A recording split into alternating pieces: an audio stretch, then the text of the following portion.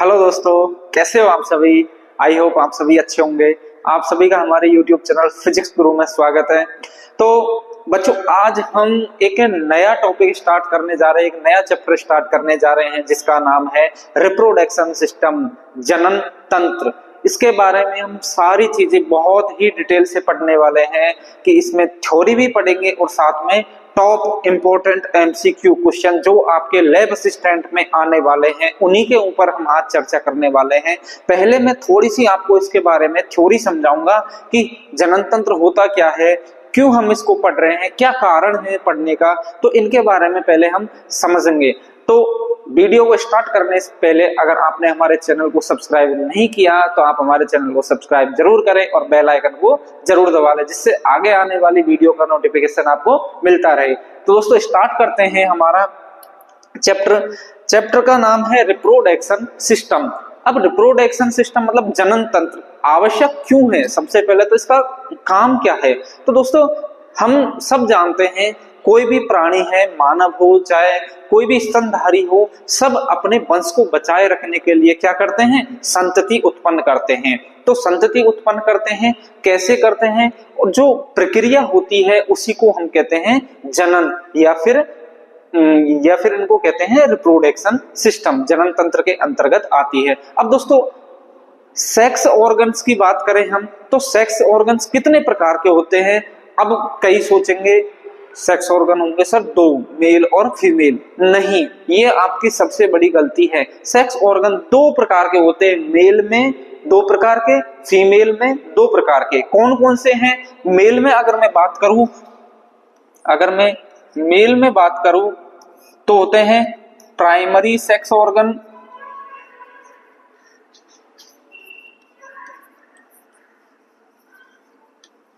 Mail में अगर मैं बात करूं दो प्रकार के होते हैं, primary sex organ and secondary sex organ.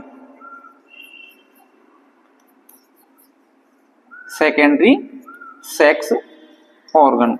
अब सर इनको क्यों हम प्राइमरी सेक्स ऑर्गन और क्यों सेकेंडरी सेक्स ऑर्गन बोल रहे हैं? क्योंकि बेटा, जो प्राइमरी सेक्स ऑर्गन होते हैं वो होते हैं जो गैमेट्स उत्पन्न करते हैं, गैमेट्स का फॉर्मेशन करते हैं, मतलब युग्मकों का निर्माण करते हैं।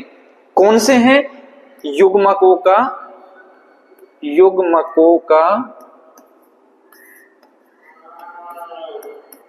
निर्माण करते हैं। अब सर युग्मकों का निर्माण अगर मैं बात करूं, ऐसे ही क्या होता है, ये मेल में है, ऐसे ही फीमेल में है। फीमेल में भी दो होते हैं, प्राइमरी और सेकेंडरी। अगर प्राइमरी में मैं मेल में बात करूं तो कौन से होते हैं, तो वो होते हैं हमारे टेस्टिस या फिर वृषण।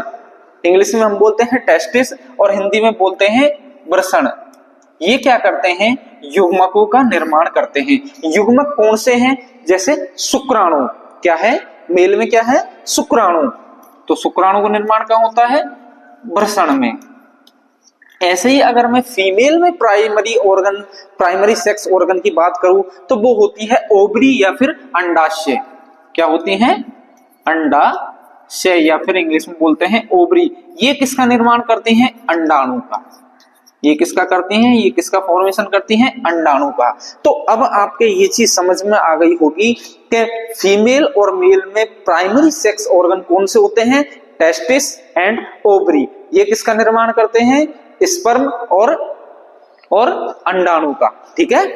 आगे हम बात करें सेकेंडरी सेक्स ऑर्गन क्या होते हैं, मतलब द्वितीयक जनन अंग। ये क्या होते हैं? तो वो जो युग्मकों को मार्ग या फिर पथ प्रदर्शन करें।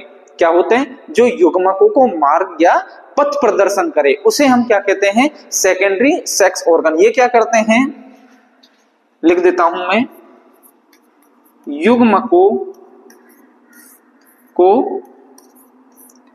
पथ या मार्ग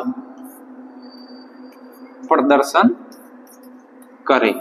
अब इसके अंतर्गत कौन कौन से आते हैं उसके बारे में हम चर्चा करने वाले हैं। फर्स्ट में लेकर चलता हूं मेल रिप्रोडक्शन सिस्टम या फिर मेल के अंतर्गत जो जो प्राइमरी सेक्स ऑर्गन आते हैं या फिर सेकेंडरी सेक्स ऑर्गन आते हैं उनके बारे में हम चर्चा करने वाले हैं। अगर मैं बात करूं तो ये है मेल रिप्रोडक्शन सिस्टम। इसमें फर्स्ट मैं बात कर रहा हूं इसकी टेस्टिस की। ये क्या है, हमारे दो वृषण, एक जोड़ी मेल के अंदर वृषण उपस्थित होते हैं, इनके अंतर्गत ही शुक्राणुओं का निर्माण होता है, स्पर्म का निर्माण होता है। ये जो छोटी छोटी आपको कोशिकाएं यहाँ चैम्बर्स में बटे होते हैं, इनके अंदर रक्त वाहिनियां उपस्थित होती है जहां पर स्पर्म का निर्माण होता है, शुक्राणुओं का निर्माण होता है। जैसे ही यहाँ शुक्राणुओं का निर्माण होता है, ये शुक्राणु आगे चलकर यहाँ एपिडिडाइमस, ये आपको नजर आ रहा होगा, ये एपिडिडाइमस, यहाँ पर शुक्राणु स्टोर होने लग जाते हैं। क्या होने लग जाते हैं? स्टोर। मतलब प्राइमरी निर्माण कहाँ हुआ है हमारा? इसके अंतर्गत। कहाँ हुआ? इसके अंदर। मतलब कहाँ हुआ है? टेस्टिस में। आगे क्या हुआ है? कहाँ पहुंचे हैं? एपिडिडाइमस। तो ये क्या हो गया? मतलब मार्ग प्रदान करना, ये क्या हुआ हमारा? सेकेंडरी। प्राइमरी कौन सा है? टेस्टिस। इनके अंतर्गत जो ये जालीय नुमा संरचना आपको नजर आ रही है, ये होती है रेटे टेस्टिस। क्या होती है? रेटे टेस्टिस। ये चीज ध्यान से सुनना आप सारी चीजें। तो यहाँ ये जो मार्ग प्रदान कर रही है रेटे टेस्टिस, रेटे टेस्टिस से आगे जो गुच्छा हो रहा है वो होता है हमारा एपिडिडाइमस। एपिडिडाइमस से आगे जो शुक्राणु जाते हैं वो कहाँ होके जाते हैं? डक्टस, या फिर इसे हम बासा डिफरेंस भी बोलते हैं, या फिर हम इसे डक्टस डिफरेंस भी बोलते हैं। इसका दूसरा नाम है बासा डिफरेंस। फिर आगे ये जाते हुए इजैक्यूलेटरी डक्ट में जाकर ये उपस्थित हो जाते हैं, या फिर आगे जो है हमारे तीन प्रकार की इसमें सहायक ग्रंथियां होती है, वो है सेमाइनल वेसिकल, प्रोस्टेट ग्लैंड, और एक और होती है यहाँ पर छोटी सी होती है यहाँ यूं, वो होती है काउपर ग्लैंड्स। काउपर ग्लैंड्स, जिसे हम एक और नाम है इसका बल्बो यूरिथ्रल ग्लैंड्स। क्या है? Bulbo urethral glands. ये क्या काम करती है? ये जो हमारा नली है इसमें क्षारीय पदार्थ स्रावित करती है और हल्का सा चिकना चिकना पदार्थ स्रावित करती है, जो शुक्राणुओं को आगे बहने में सहायक हो। क्या करती है? जो शुक्राणुओं को आगे बहने में सहायक हो। सेमाइनल वेसिकल हमारे वीर्य का लगभग 60 से 70% भाग ये बनाती है। वीर्य का कितने परसेंट? 60 से 70% भाग सेमाइनल वेसिकल। यहां ध्यान रखना, फ्रक्टोज बहुतायत में उपस्थित होते हैं। मतलब बहुत सारे फ्रक्टोज उपस्थित होते हैं जो स्पर्म का ईंधन का काम करते हैं। ये क्या करते हैं? स्पर्म का ईंधन का कार्य, मतलब इसको एक तरीके से चलाने का। जैसे बाइक में क्या होता है?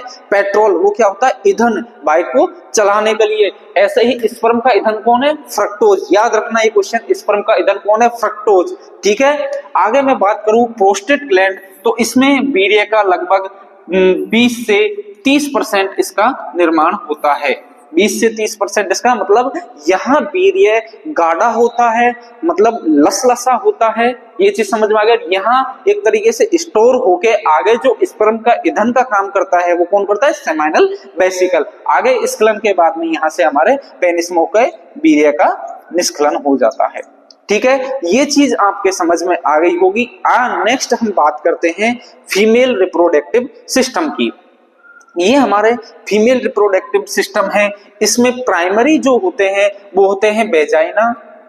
ये क्या है हमारी? वेजाइना। फिर सर्विक्स, यूटेरस, ओवरी। ओवरी क्या है हमारी? सेकेंडरी। प्राइमरी में our primary sex organ ovary है। ये जो होती है ये हमारी सेकेंडरी सेक्स ऑर्गन होती है। ये होती है सेकेंडरी, और ये भी क्या है? प्राइमरी। ये क्या है? सब सेकेंडरी सेक्स ऑर्गन। अगर मैं बात करूं कि निषेचन की प्रक्रिया कहाँ होती है, देखो ये दो होती है हमारे, दो एक जोड़ी होती है ओवरी, और दोनों में से एक महीने यहां से अंडे का उत्सर्जन होता है, एक महीने अंडे का उत्सर्जन यहां से होता है। मतलब एक महीने का गैप इधर से लगेगा, एक महीने, जैसे इस मंथ अगर यहां से एग का फॉर्मेशन हुआ है तो नेक्स्ट मंथ इधर से होगा। ये चीज ध्यान रखना। ठीक है। और फैलोपियन ट्यूब, इसे हम हिंदी में डिंब नलिका भी कहते हैं। यहां पर निषेचन की क्रिया या फिर फर्टिलाइजेशन की क्रिया होती है। कहां पर होती है? फैलोपियन ट्यूब में। ध्यान रखना, जब वीर्य का स्क्लेम यहाँ योनि में होता है, उसके बाद में गर्भाशय से होता हुआ वीर्य या फिर शुक्राणु यहाँ जाते हैं और यहाँ अंडे उपस्थित होते हैं, तो ये इसको सिर्फ एक शुक्राणु आपस में मिलकर एक बच्चे का निर्माण कर देते हैं। तो ये है हमारे फीमेल रिप्रोडक्टिव सिस्टम और हमने पढ़ा मेल रिप्रोडक्टिव सिस्टम। आगे हम क्वेश्चंस की बात करते हैं, ऑब्जेक्टिव क्वेश्चंस की, जो मोस्ट इंपोर्टेंट क्वेश्चन है वही हम यहाँ लेके आए हैं। तो फर्स्ट क्वेश्चन की अगर हम चर्चा करें तो वह है स्तनधारियों में वृषण का वृषण कोश में उतरने में विफलता किस रूप में जाना जाता है। दोस्तों इसके बारे में मैं एक चीज आपको समझा देता हूं। होता क्या है कि भ्रूण अवस्था होती है, जब लगभग भ्रूण अवस्था होती है तो 6 से 7 महीने तक वृषण जो होते हैं वृषण उदर गुहा में उपस्थित होते हैं। अब जैसे ही भ्रूण का या फिर हम बात करें प्रेगनेंसी के बाद में बच्चा होता है तो वृषण क्या होते हैं उदर गुहा से निकलकर वृषण कोश में आ जाते हैं, स्क्रोटम सैक में। कहाँ आ जाते हैं? स्क्रोटम में उपस्थित हो जाते हैं। इसको हम स्क्रोटल कहते हैं। हाँ लाइव हाँ अभी तो छुट्टियां चल रही हैं। हाँ बोलो। जल्दी क्या साइड काम चल रहा है? नहीं बंद। स्कूल ओपन होने के बाद चलेगा। हाँ सॉरी। तो अगर मैं बात करूं वृषण है वो वृषण कोश में उतर आते हैं जन्म के साथ में। कई बार केस क्या होते हैं कि जो हमारे टेस्टिस होते हैं वो स्क्रोटम में उपस्थित नहीं आ पाते हैं, तो उस स्थिति को हम क्या कहते हैं? उस स्थिति को हम कहते हैं गुप्त वृषणता या फिर क्रिप्टो ऑर्गेनिज्म। क्या कहते हैं? क्रिप्टो ऑर्गेनिज्म या छुपे हुए वृषण। क्या कहते हैं? सीधा सा याद कर लेना, छुपे हुए, गुप्त मतलब, ठीक है। तो कब होता है? अगर वृषण नहीं आते हैं तो उनको क्या कहते हैं? क्रिप्टोऑर्गेनिज्म या फिर गुप्त वृषणता। याद रखना। नेक्स्ट क्वेश्चन पर चलते हैं हम। नेक्स्ट क्वेश्चन है हमारा, वृषण में सर्टोली कोशिकाएं पाई जाती है। ये कोशिकाएं होती है, सर्टोली कोशिकाएं क्या होती है? नर्स कोशिकाएं होती है या फिर प्रजनन कोशिकाएं होती है या फिर ग्राही कोशिका होती है या फिर उपरोक्त में से कोई भी नहीं। तो दोस्तों जैसे मान लो मैं बीमार हो गया, बीमार होने के बाद कहाँ जाता हूँ? हॉस्पिटल में। हॉस्पिटल में जाते हैं तो डॉक्टर तो क्या करता है? सिर्फ इंजेक्शन लगा देता है या फिर बता देता है ये चीज आपको लेनी है, जबकि इलाज कौन करता है? नर्स करती है, ठीक है। इलाज कौन करता है?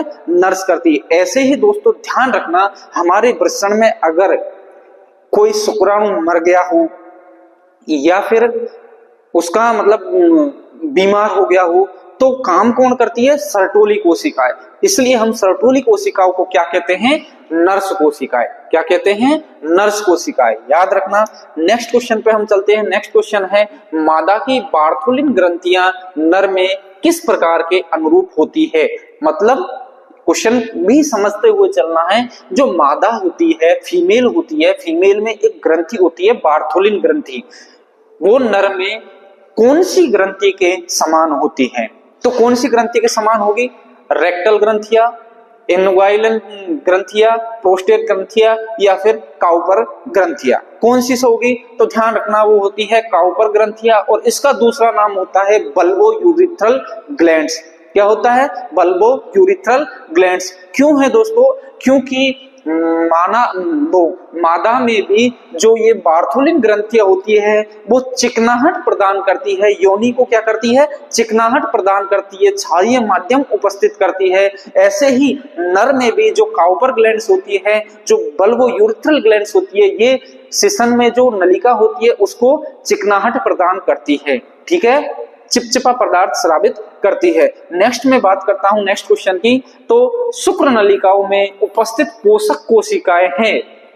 शुक्र नलिका में उपस्थित मतलब कौन सी है? सेमेनिफेरस ट्यूब में कौन सी न्यूट्रिशन सेल है? कौन सी है?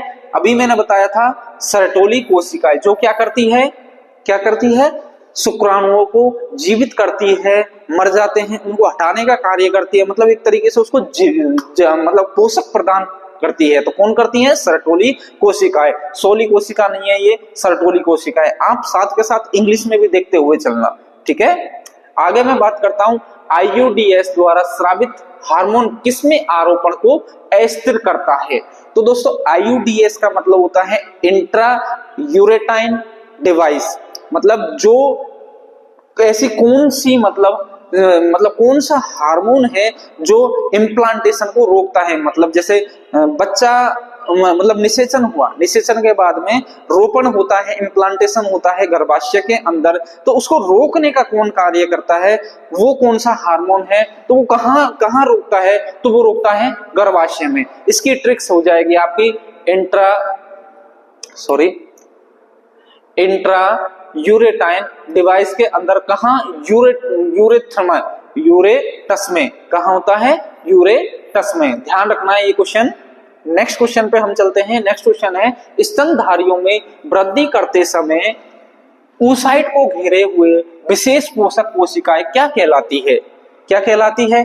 oocyte मतलब होता है जैसे आपके गर्भाशय में प्लांटेशन होने के बाद में धीरे धीरे ब्लास्टुला, मोरुला या फिर गैस्टुला, ये सारी चीजों में जो कौन सी कोशिकाएं होती है वो होती है हमारी फॉलिकल कोशिकाएं, ध्यान रखना। नेक्स्ट क्वेश्चन पे हम चलते हैं। नेक्स्ट क्वेश्चन है वीर्य का प्रमुख भाग किसके द्वारा स्रावित होता है?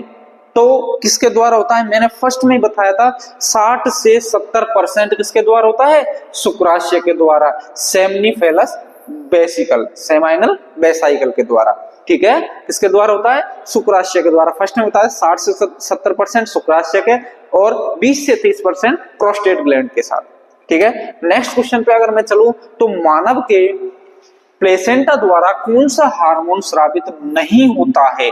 ठीक है, क्वेश्चन ये आप बहुत ध्यान से सुनना, ये नहीं वाले क्वेश्चन। तो कौन सा है? तो याद रखना ल्यूटिन हार्मोन या फिर एलएच हार्मोन, इसको प्लेसेंटा स्रावित करता है, इसको भी करता है और इसको भी करता है। तो ये तीनों चीज भी याद रख लेना आप। प्लेसेंटा कौन कौन से हार्मोन स्रावित करता है? एचसीजी, एस्ट्रोजन और प्रोजेस्टेरोन, ठीक है। कौन सा नहीं करता है? तो वो है हमारा LH hormone, lutein hormone. Next question पे हम चलते हैं। नेक्स्ट क्वेश्चन है मनुष्य का निषेचन कहाँ होता है? फर्टिलाइजेशन कहाँ होता है? मतलब मेल गैमेट्स और फीमेल गैमेट्स कहाँ जाके मिलते हैं? तो मैंने आपको बताया था डिंब में या फिर फैलोपियन ट्यूब में, याद रख लेना।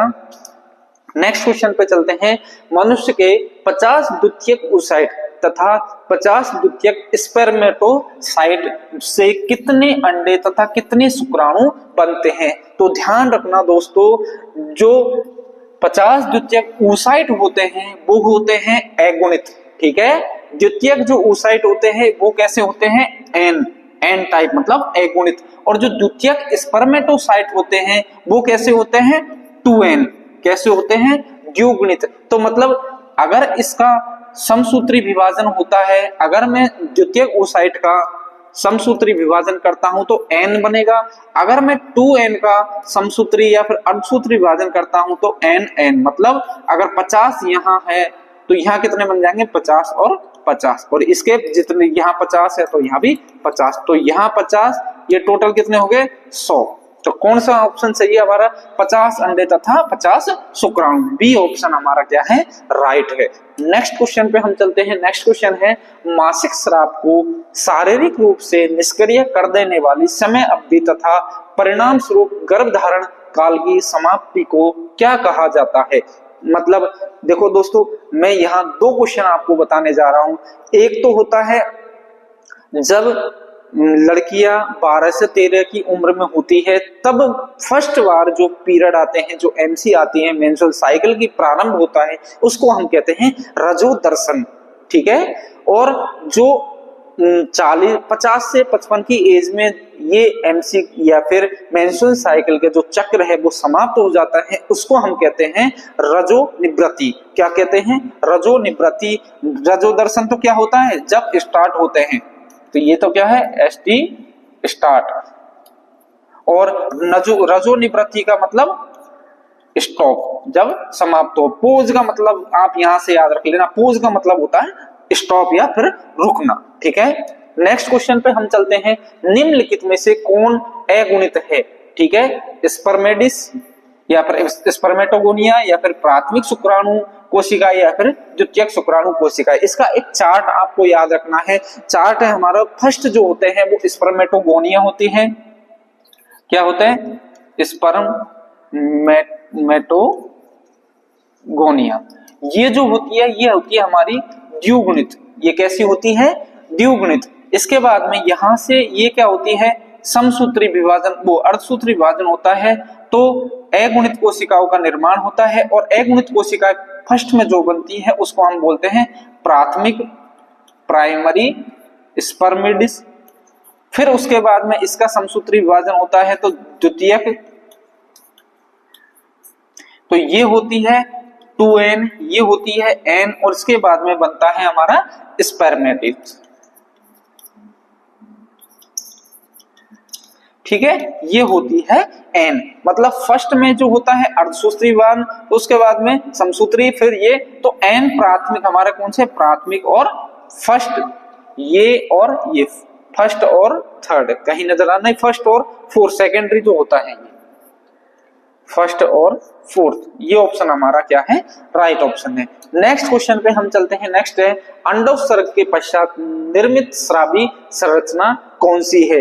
मतलब अंडे का जब स्राव होता है उसके बाद में कौन सी संरचना का निर्माण होता है? तो याद रखना कार्पस ल्यूटियम। क्या है?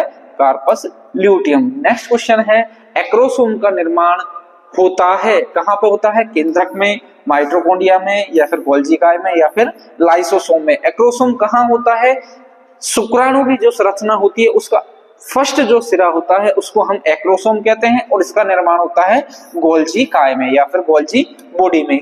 नेक्स्ट क्वेश्चन पे चलते हैं। नेक्स्ट क्वेश्चन है हमारा शुक्राणु निर्माण के लिए स्क्रोटम का कितना तापमान आवश्यक है? मतलब शुक्राणु का निर्माण के लिए स्क्रोटम, मैंने बताया कहां? जहां वृषण उपस्थित होते हैं, जहां टेस्टिस उपस्थित होते हैं, उसको हम क्या कहते हैं? Scrotum sac. तो उसका तापमान कितना होना चाहिए? हमारा शरीर के तापमान से लगभग 2 से 2.5 डिग्री सेल्सियस तापमान कम होना चाहिए। तो कौन सा ऑप्शन सही है हमारा? शारीरिक तापमान से 2 से 2.5 डिग्री टेम्परेचर कम होना चाहिए, तभी हमारे अंदर शुक्राणु का निर्माण होगा, अन्यथा नहीं होगा। नेक्स्ट क्वेश्चन है हमारा एक महिला अपने जीवन काल के दौरान कितने अंडाणु उत्पादित करती है? 40 से 50, 350 से 300 से 350, 400 से 500, या फिर 750 से 850 अंडाणु। दोस्तों यहाँ आप एक चीज याद रखना, जैसे 12 से 13 की उम्र में क्या होते हैं? अंडाणु उत्सर्जन प्रारंभ हो जाते हैं, और लगभग 50 से 55 की उम्र में समाप्त हो जाते हैं। तो लगभग 40 साल की उम्र में अंडाणुओं का श्रावण होता रहता है। अगर दोस्तों मैं बात करूं 12 महीने में ही लेडीजों के पीरियड आते रहते हैं, तो 12 अंडाणु एक साल में कितने हुए? 12। तो 40 साल में कितने होंगे? लगभग होंगे हमारे 400 से 500 अंडाणुओं का निर्माण हो जाएगा। ठीक है, ये चीज ध्यान रखना है। नेक्स्ट क्वेश्चन पे चलते हैं। गर्भावस्था के दौरान भ्रूण में विकृति उत्पन्न करने वाली औषधियां क्या कहलाती है? निकोटीन, या फिर शामक, या फिर टेराटोजन, या फिर ट्रैंक्विलाइजर, क्या कहलाते हैं? तो ध्यान रखना दोस्तों, निकोटीन जो होता है वो तो होता है एक पदार्थ, ठीक है। शामक भी एक क्या होता है? पदार्थ। ये क्या होती है? एक दवा। और ये क्या होता है? टेराटोजन्स, ये होती हैं जो विकृतियां उत्पन्न करती है। टेरा का मतलब याद रख लेना तुम, terror of embryo, terror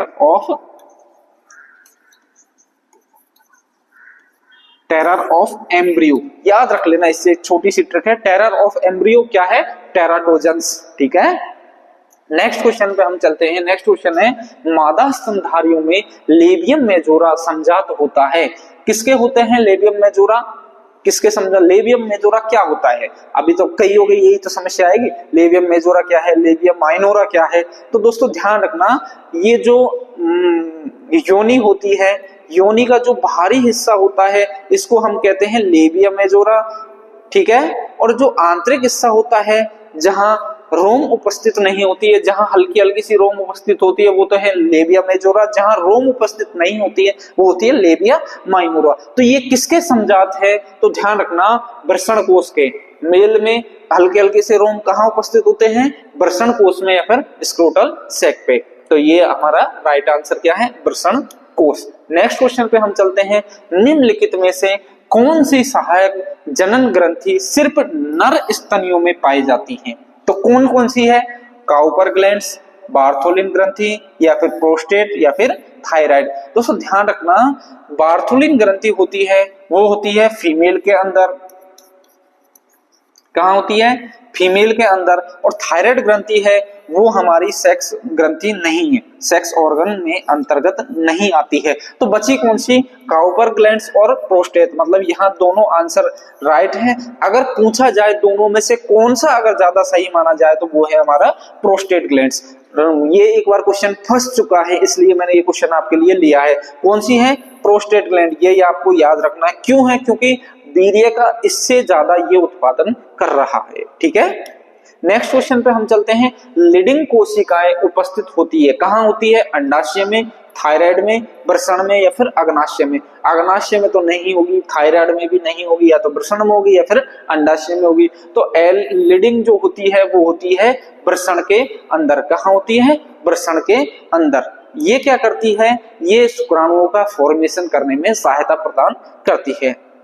next question है, नर जनन तंत्र में नरलिंग हार्मोन के स्रावण का नियंत्रण किसके द्वारा होता है, तो किसके द्वारा होता है, फॉलिकल स्टिमुलेटिंग हार्मोन के द्वारा या फिर ग्रोथ हार्मोन के द्वारा या फिर एड्रिनोकोर्टिकोट्रोपिक हार्मोन के द्वारा या फिर ल्यूटिजिनिक हार्मोन के द्वारा। तो होता है एलएच हार्मोन के द्वारा, ध्यान रखना। नेक्स्ट क्वेश्चन है, फ्रक्टोज शर्करा किसके द्वारा श्रावण में उपस्थित होता है, मैंने बताया सबसे ज्यादा फ्रक्टोज कहां उपस्थित होती है, शुक्राशय के अंदर, सेमाइनल वेसिकल के अंदर। ठीक है, याद रखना 60 से 70% यहाँ वीर्य का उत्पादन होता है। नेक्स्ट क्वेश्चन है, जीव के भ्रूणीय विकास के सही क्रम को पहचानिए, मतलब कोई बच्चा है वो उसका फॉर्मेशन होता है, बनता है, तो वो कैसे कैसे बनता है, उसका क्या है, सबसे पहले मेल का सेल, मतलब मेल की कोशिका और फीमेल की कोशिकाएं आपस में मिलती है, तो उसको हम बोलते हैं फर्टिलाइजेशन या फिर निषेचन। क्या बोलते हैं, निषेचन या फिर फर्टिलाइजेशन, तीन ऑप्शन में है। फिर क्या होगा, दोनों आपस में मिलेगी तो दोनों से क्या बनेगा, युग्मनज का निर्माण होता है। किसका, जायगोट का निर्माण होता है, युग्मनज का या फिर जायगोट का। तो ये ऑप्शन हट गया, ये ऑप्शन हट गया, किसका होता है, युग्मनज और जायगोट का। इसके बाद में क्या होता है, विदलन की क्रिया होती है, मतलब यूं समझ लो आप, सबसे पहले जब गैमेट्स आपस में मिलते हैं उसको तो हम बोलते हैं निषेचन, और निषेचन के पश्चात जो क्रिया होती है उसको हम बोलते हैं विदलन, और विदलन के बाद में युग्मनज के बाद में जो होती है उसको हम बोलते हैं विदलन, और विदलन के बाद में मोरूला, ब्लास्टूला और गैस्टूला। ठीक है, तो एक ट्रिक याद कर लेना, FZ CMBG, FZ CMBG, ये ट्रिक आप याद रख लेना, तो हमारा राइट आंसर हो जाएगा V। नेक्स्ट क्वेश्चन पर चलते हैं, टेस्टोस्टेरोन की उत्पत्ति होती है, टेस्टोस्टेरोन की उत्पत्ति होती है, याद रख लेना, अंतराली कोशिकाओं, इंटरस्टेशियल सेल के अंतर्गत। नेक्स्ट क्वेश्चन है हमारा, तो दोस्तों आज के लिए हमारा ये टॉप मोस्ट क्वेश्चन है। आपको अगर कोई क्वेश्चन समझ में नहीं आया तो हमारे आप कमेंट बॉक्स में कमेंट कर सकते हो। अगर वीडियो पसंद आए तो आप हमारे चैनल को लाइक और सब्सक्राइब जरूर करना। जय हिंद दोस्तों।